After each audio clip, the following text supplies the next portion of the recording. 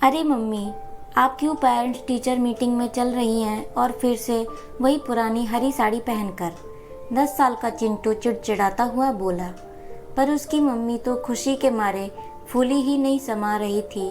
शहर के सबसे बड़े स्कूल में एक एक पाई इकट्ठा करके उसने अपने इकलौते बेटे का एडमिशन बड़ी मुश्किलों से करवाया था।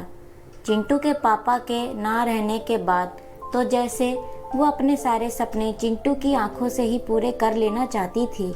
इसलिए वह उसकी बात पर ध्यान ना देते हुए बोली, अब जल्दी से चल वरना मीटिंग खत्म हो जाएगी। हो ही जाए तो अच्छा है, चिंटू धीरे से बुदबुदाया। पर उसकी मम्मी तो अपने बच्चे के मार्क्स के लिए बहुत उत्सुक हो रही थी। चिंटू ने एक नज़र अपनी माँ को देखा जो ढेर सारा तेल लगाए एक सादी सी लंबी चोटी बनाए हुए थी और अपनी वही 2 पुरानी साड़ी में से हमेशा की तरह सूती हरी साड़ी पहनी थी। चिंटू को अपनी सहेलियों की मम्मियाँ याद आ गई जो बहुत ही फैशनेबल थी और सिर्फ अंग्रेजी में ही बात करती थी।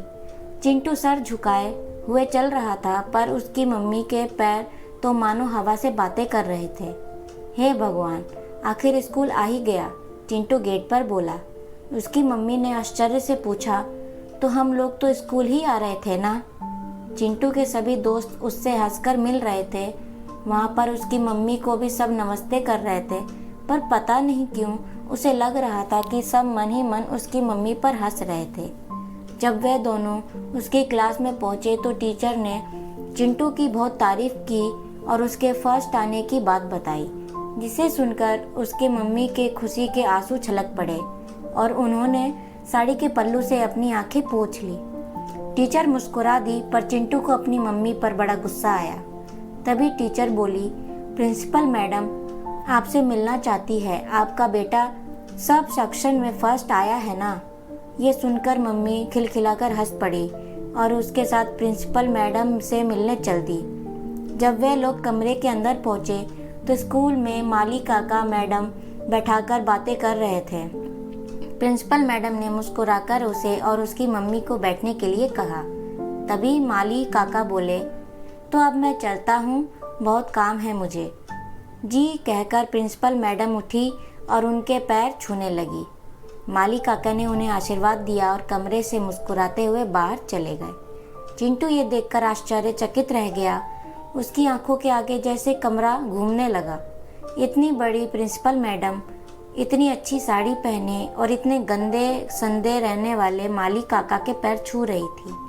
उसकी इतनी हिम्मत भी नहीं थी कि वो मैडम से कुछ पूछता, इसलिए चुपचाप उन्हें ताकता रहा। पर प्रिंसिपल मैडम चिंटू के मनोभावों को बड़ी ही आसानी से समझ गई। उन्होंने सबसे पहले अपनी कुर्सी से उठकर उसकी मम्मी को गले से लगाया और बोली, आज तक मेरे स्कूल में 99% मार्क्स किसी बच्चे के नहीं आए थे। आपके बेटे ने आज हमारे स्कूल का नाम रोशन कर दिया, पर इसकी असली हकदार मैं आपको मानती हूँ। मम्मी खुशी से गदगद हो उठी और बड़े ही प्यार से चिंटू की ओर देखने लगी। आप इसे क्या किसी भी ट्यूशन में पढ़ाती हैं? मैडम ने आगे पूछा। ये सुनकर उसकी मम्मी की आंखों में आंसू भर गए। वो रूंधे गले से बोली, मैडम हम लोग बहुत गरीब हैं, इसलिए ट्यूशन नहीं लगवा सकती, मैं इसे खुद ही पढ़ाती हूँ। ये सुनकर प्रिंसिपल मैडम ने चिंटू को देखकर भावुक होते हुए कहा, बेटा फर्स्ट तुम नहीं तुम्हारी मम्मी आई है। और उन्होंने उसकी मम्मी को अपने ही स्कूल में नौकरी का आवेदन करने के लिए बोला।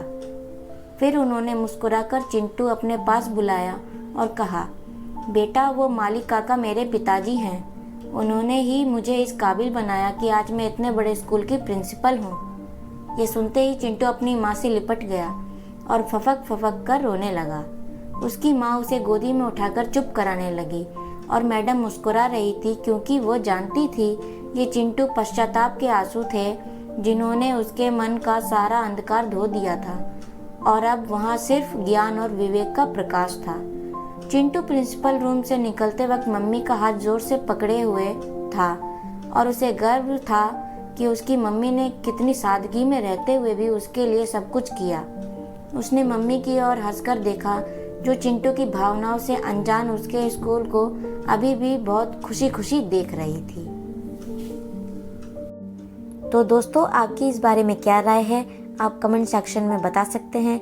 और कहानी अच्छी लगे तो वीडियो को लाइक एंड चैनल को सब्सक्राइब ज़रूर से करना। मिलते हैं अगली कहानी के साथ। Thanks for watching.